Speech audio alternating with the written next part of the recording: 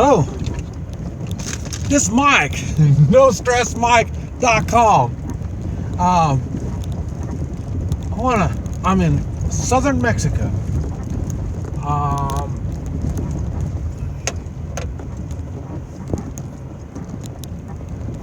Yeah, I'm back on the road again. There is a road here, there really is.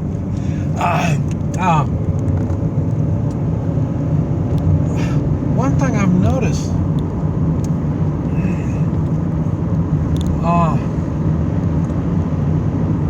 in the United States, I'm just coming back from the United States. Been in the United States for almost 3 months, and I noticed it was uncomfortable for me to be there, and I keep trying to figure out why. Why would it? I love the United States. I love everything about it, and but the one thing that is, it's hard for me to get along, and I mean, and people with authority, it's even harder to get along. Well, I'll put it this way: people with government authority, it's hard for me to get along. I get along with people with authority. I mean, people who own businesses, people that make decisions, management and foremen. I get along with everybody. But the one thing, it's more effort in the United States. It's more effort.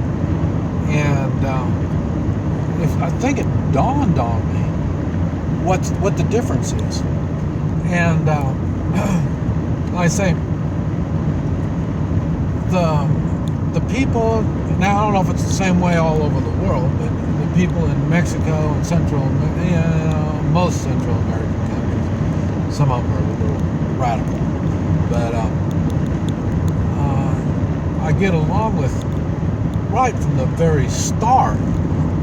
It's funny because all I do is just say good morning or good afternoon and smile, and we start having fun. Yeah, it doesn't make any difference what it is. And what has dawned on me is the attitude. And in the United States, we're focused on money. Money is a big thing, and we know, or in our minds, everybody wants our money. That's the thing. They want our money. So you always have one hand on your wallet all the time, and it's hard when somebody's nice to you in the United States. You're thinking, what does he want? What does he want? And down here, nobody has anything. They don't have any money. Money is not the thing. They might be hungry. They might be need food, shelter, clothing. There's a lot of things they may need. But, and you would think, well, if they had money, they would have everything. Okay, that may be, and they do go to the United States for money. That's why I don't like illegals coming in the United States. They're there for the money. But the thing is, by giving them money, then they start focusing on money. But what it is, what I figured out, down here, it's always let me serve you, let me take care of you,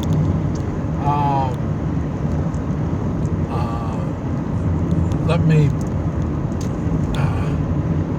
me be friends.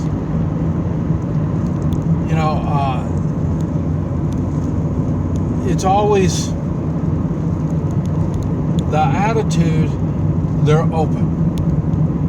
And I'll tell you, I talk about, I like to serve people. And I mean, that's what I do. I serve people. All my work, I serve people. When I had restaurants, I would prepare food to help them, to prepare them so they could work. They come in all grumpy and nasty because they're hungry. You give them food, and they leave with a smile on their face, joking and having fun. So I serve others. I enjoy serving others. And I think that's a lot of the cultural kind of thing too, because down here it's the same thing. They want to serve you. And it's hard for me because I've been having to get oil. I got a transmission problem, and I've been having to get oil every day. And so I've got to find people, mechanics,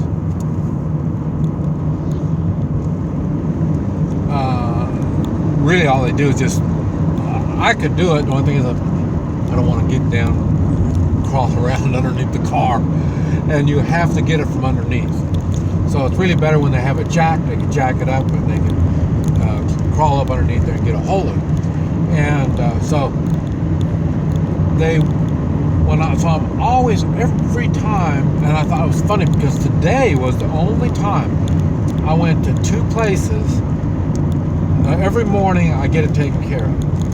And this morning I went to two places, and one, let's see, I can't speak a lot of Spanish. I can speak a little bit, but I drew a picture of what I need, and I put oil on there. I wrote oil, and mechanics know what oil is. And I went to this first place, and I went into the secretary. I guess it was the secretary. She wasn't one of the mechanics, but it was a regular business kind of stuff that you'd think of business, you know. So, you know, they had the hydraulic lifts. They got all that stuff. So I went in there, and I started showing her a picture, and I pointed to it, and she says she doesn't understand. Okay, good. So I left. And I went down 2 doors down, and there was another place. And I went in there, and I showed the picture and told them what I needed to be done. And then, since it was on the transmission, the guy said they don't do transmissions. And so he told me to go back to that other place. So, and then so I go on down the road, and it was like what most people would call shade tree mechanic, you know, but it was a business. But, you know, he didn't have it. Only equipment he has was tools and a jack. That's all he had. So he's a mechanic. And so I had him fix it. There was two of them. And I had them jack it up, crawl underneath there, do the thing, and they put the oil in and all that kind of stuff. And I thought it was so neat. That's where it dawned on me. The first two didn't, you know, they want money, they want work, but only if it falls into their category. Other than that, they don't want to mess with it. And the one thing I like about down here is mechanics will do whatever they need to do to get things done. And it was funny because in the United States, nobody would do, it's in the transmission, back of the transmission, and it's gear lube, like 90, 80 weight gear lube. It's real thick. And everybody says, well, they won't do it. The mechanics won't do it in the United States. So they won't do what I tell them to do. I tell them to do that, put that in there, and they won't do it. Only one person that did it in the United States, and that was a friend of mine who owns a transmission shop. And I knew I was having transmission problems, and at the shop he explained exactly how transmissions work and what the difference was between mine and other transmissions. And so then he told the people there to go on and put the gear lube in where it needed to go. And that's the only place that would put the gear lube in. So it was, and that why? Because he wants to let me help you. Instead of like the other two that I had this morning, and it was, make me. It's, the difference is make me happy. Make me want to help you. You want to give me money? Okay, that will make me help you. It's a make me attitude, and the other one is a let me attitude. And let me help you, that's more like a giver. A giver is that same way. A person that is a giver, they look for ways, for the one they love and their friends and stuff like that, they look for ways to give. And so in other words, that's a let me attitude. Make me is a taking attitude. They want to take, they want to, here, give me this, give me that.